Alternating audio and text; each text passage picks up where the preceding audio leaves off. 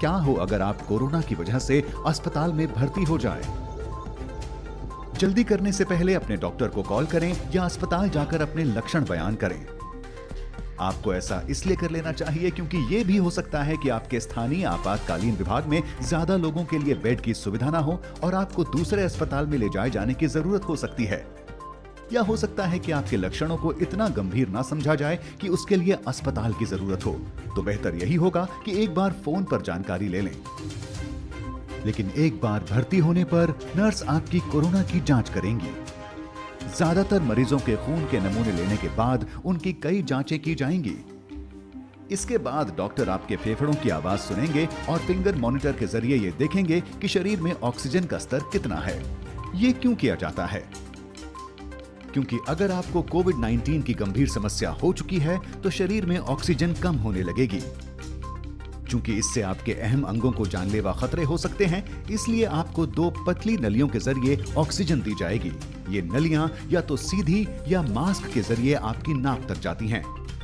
इसके बाद आपके सीने का एक्सरे या सीटी स्कैन किया जाएगा ताकि डॉक्टरों को इसकी जानकारी मिल जाए कि आपके फेफड़ों के किन हिस्सों में जलन की समस्या है।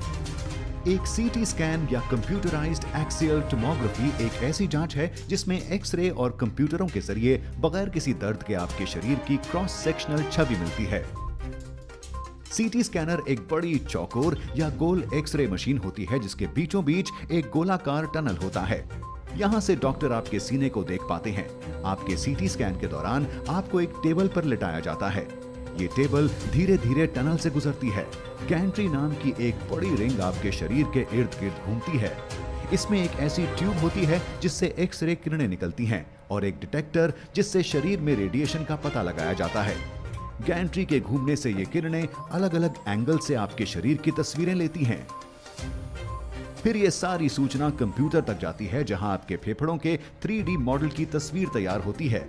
इससे डॉक्टर आपके कोरोना संक्रमण की गंभीरता तय कर पाते हैं। जब आपके डॉक्टर के पास आपके कोरोना संक्रमण से जुड़ी सारी जानकारी आ जाती है, तब आगे का इलाज किस तरह से किया जाता है? कुछ मरीजों को एंटीबायोटिक दिया जा सकता है। ये दवा सीधे कोरोना से नहीं लड़ती, लेकिन इस दिशा में कारगर हो सकती है कि आपके फेफड़ों में कोई दूसरा बैक्टीरियल संक्रमण ना हो। लेकिन चूंकि अभी खास तौर पर कोरोना के लिए कोई दवा नहीं है, ऐसे में सारी जिम्मेदारी आपके शरीर में रोगों से लड़ने वाले सिस्टम यानी इम्यून सिस्टम पर होती है। ऐसे में आशा यही है कि आपका शरीर वायरस से लड़ पाए और ये कि ऑक्सीजन थेरेपी और देखभाल आपके लिए कारगर साबित हों। अगर सब कुछ सही दिशा में जाता है तो आपका रोगों से लड़ने वाला सिस्टम धीरे धीरे वायरस को मार सकने जितने एंटीबायोटिक पैदा कर लेगा। लेकिन क्या हो अगर आपकी स्थिति और खराब होने लगे? ऐसे में हो सकता है आपको सांस लेने में दिक्कत, बुखार, तेज सर दर्द और उल्टी आने जैसी स्थिति का सामना करना पड़े। अगर खून में मौजूद ऑक्सीजन का स्तर ज्यादा गिरने लगता है, तब डॉक्टर आपके इलाज में तेजी लाते हुए आपको हाई फ्लो नेजल ऑक्सीजन पर रखेंगे। इसका मतलब ये हुआ कि एक मशीन आपके शरीर के तापमान के अनुसार साफ हवा को आपकी नाक में धकेल रही होगी। ऐसे में आपको 100% तक की कॉन्सेंट्रेशन में हर मिनट 60 लीटर जितनी ऑक्सीजन दी जा सकती है। हालांकि इसको लेकर एक चिंता यह भी है कि ऐसा करने से वायरस हवा में घुल सकता है और आसपास मौजूद मरीजों, कर्मचारियों या दूसरे लोगों को संक्रमित कर सकता है। इस खतरे से बचने के लिए कुछ अस्पतालों में नेगेटिव दबाव वाले कमरे होते हैं। ये अलग थलग बनाए गए ऐसे कमरे होते हैं जो एक खास तरह के वेंटिलेशन सिस्टम से लैस होते हैं। यहाँ की हवा उल्टे दबाव के चलते कमरे से बाहर नहीं जाती। इस हवा को यहाँ से एक फिल्टर सिस्टम के जरिए बाहर कर दिया जाता है।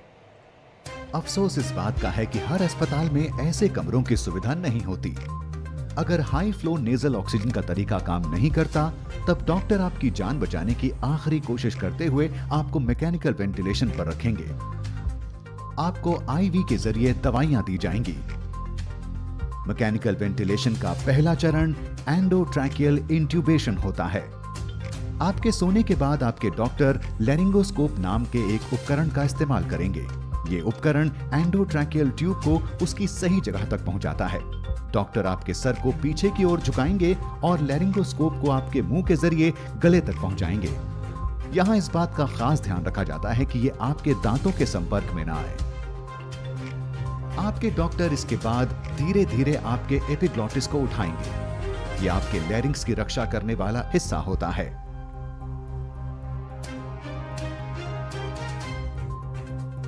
एक बार ये ट्यूब अपनी जगह पहुंच जाए, फिर डॉक्टर एक छोटा गुब्बारे जैसा आकार ट्यूब के इर्द गिर्द बना देंगे ताकि ये अपनी जगह से ना हिले। इसके बाद वो लैरिंगोस्कोप को हटाएंगे और ट्यूब को आपके मुंह के कोने में चिपका देंगे। आपके डॉक्टर ये ध्यान रखेंगे कि ये ट्यूब ठीक तरह से आपकी सांस की नली के निचले हिस्से में लगी हुई हो।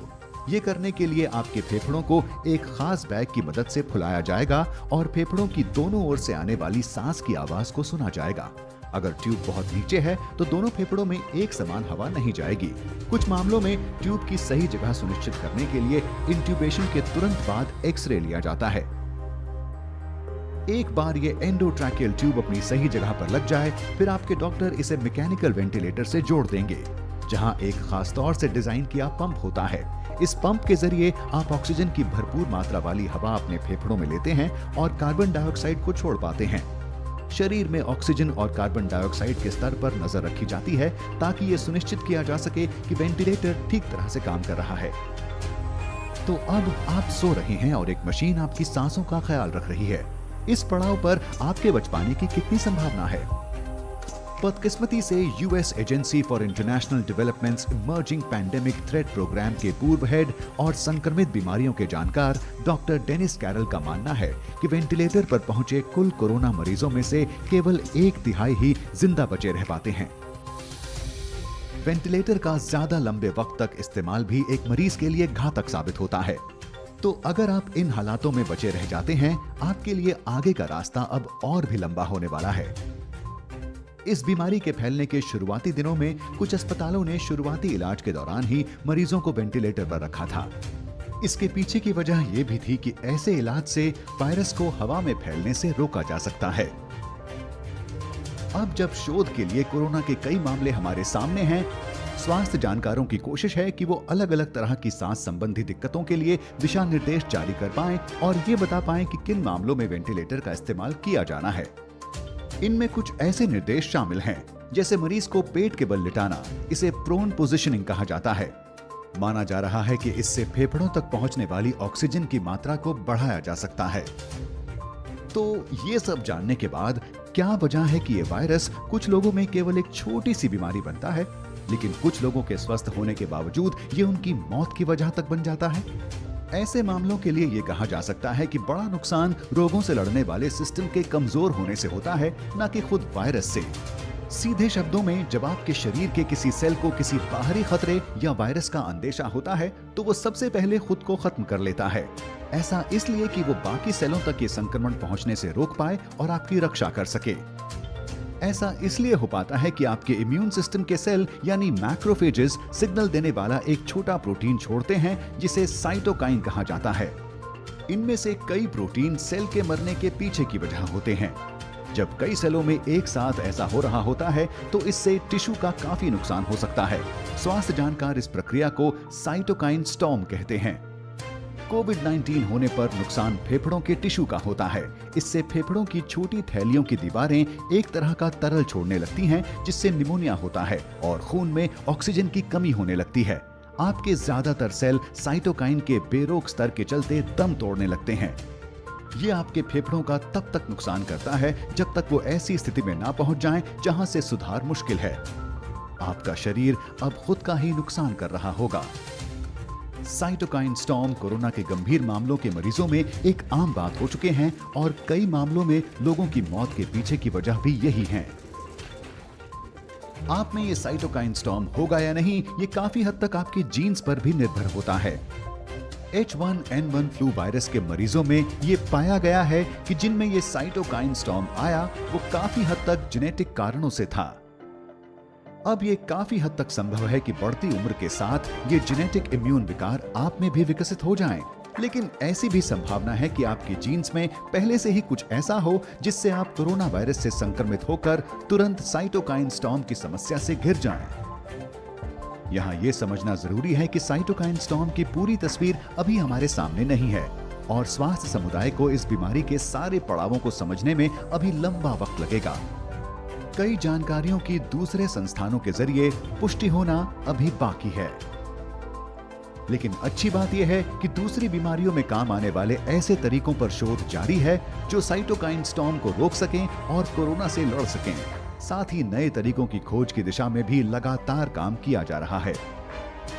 मौजूदा वक्त में ऐसी सैकड़ों दवाइयों पर खोज जारी है जो कोरोना से लड़ाई में काम आ सकती हैं। तो अगर आप इतने खुशकिस्मत हैं कि इस सब के बाद भी बचे रह सकें, तब आपको वेंटिलेटर से छुट्टी मिल सकती है। आपको शायद बहुत ज्यादा थकान महसूस हो, लेकिन अब आपको अस्पताल के आम वार्ड में रखा जाएगा। आप इस जगह तब तक रहेंगे जब तक आपके शरीर की ऑक्सीजन सुरक्षित लेवल तक नहीं आ जाती। इसके बाद आपको अस्पताल से छुट्टी मिल सकती है। आप घर जा सकते हैं और अपने परिवार और दोस्तों के बीच वापसी कर सकते हैं।